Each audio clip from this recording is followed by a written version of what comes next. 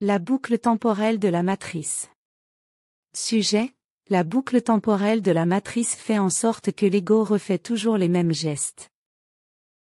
Question 1.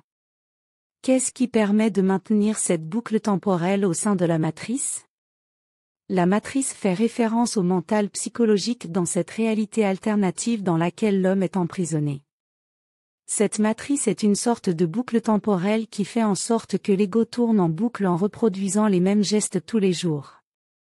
Cette matrice est contrôlée par des formes de vie occultes qui ont capté cette réflexion à partir du plan parallèle miroir à la Terre. Dans cette réflexion, les formes de vie occultes ont voulu recréer la réalité de l'homme à partir de la lumière diffractée par celui-ci. Autrement dit, les formes de vie occultes ont fait en sorte que l'ego diffracte sa lumière pour créer des personnalités afin de meubler cette matrice que l'on appelle la réalité alternative. Les formes de vie occultes ou les parasites psychiques sont des êtres qui évoluent dans la lumière réfléchie. Ces formes de vie peuvent diminuer le taux vibratoire de cette lumière réfléchie en la polarisant pour la rendre tangible à l'homme. Partant de ce fait, l'homme croit que cette matrice ou cette réalité alternative est réelle. Question 2. Sommes-nous face à la reproduction holographique de l'intellect dictant à l'ego d'exécuter continuellement les mêmes gestes? Oui. La sphère mentale de l'homme est psychologique et robotisée par ces formes de vie occultes qui occupent son espace mental. De ce fait, n'étant pas réveillé dans son mental, l'homme obéit aveuglément à la robotisation mise en place par les formes de vie occultes qui dépassent l'entendement. L'homme réfléchit son mental psychologique et polarisé dans la matière. C'est ainsi que les formes de vie occultes peuvent voir et ressentir la partie réfléchie de leurs actions dans le mental psychologique et par l'intellect. L'homme psychologique a segmenté le temps, et depuis, il est sectoriel dans son mental. Autrement dit, l'homme ne cesse de répéter les mêmes gestes parce qu'il n'a pas accès au savoir de son esprit. Au contraire, l'homme se rabat sur l'intellect qui fait office d'interface de communication entre lui et les formes de vie occultes qui font en sorte de le faire tourner en boucle, comme un chien qui court après sa queue. Question 3. L'astral serait-il en train de robotiser l'ego pour l'entériner dans ses faits et gestes? Tout à fait.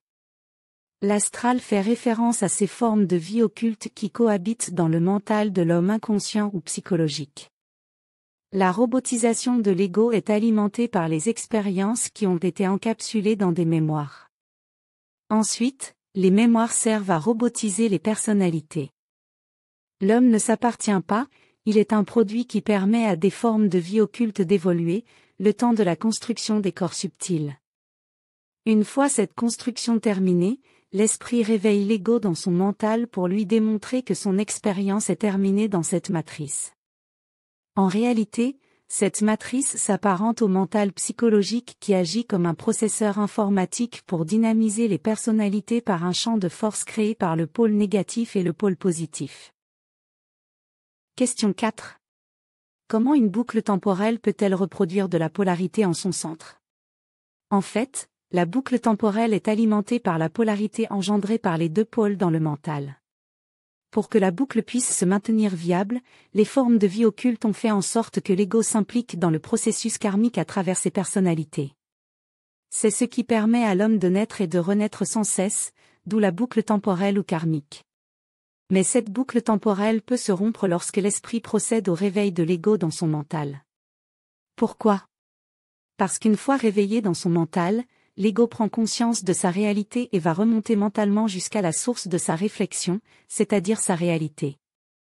Lorsque l'ego a atteint sa réalité, il est hors de portée de ces formes de vie occultes qui lui font croire que cette matrice ou cette réalité alternative est réelle. Autrement dit, l'ego transcende l'illusion de cette réalité alternative. Question 5. Quel processus permettra à l'ego de fracturer cette boucle temporelle dans laquelle il est pris au piège? Pour citer mon cas, en 1989, ma réalité s'est présentée à mon ego, et ce fut le choc thermique dans mon mental. Comment cela est-il possible? Ma réalité s'est présentée, m'a parlé, puis a éduqué mon ego durant les 30 années passées en confinement. C'est ainsi que mon ego s'est individualisé pour se rendre disponible à sa réalité. Pour faire simple, L'ego est la partie réfléchie de sa réalité, il n'est pas la source, il est le reflet de sa réalité. Lorsque la réalité se présente à l'ego, son reflet est totalement aspiré par elle, c'est-à-dire que la réalité se matérialise dans la forme de l'ego. Pour répondre à la question, c'est la réalité de l'ego depuis l'éther de sa conscience qui est en mesure de casser le processus de cette boucle temporelle pour libérer l'ego de cette réalité alternative ou de cette matrice. Fin de la vidéo avec l'intelligence artificielle au service des chroniques MTC.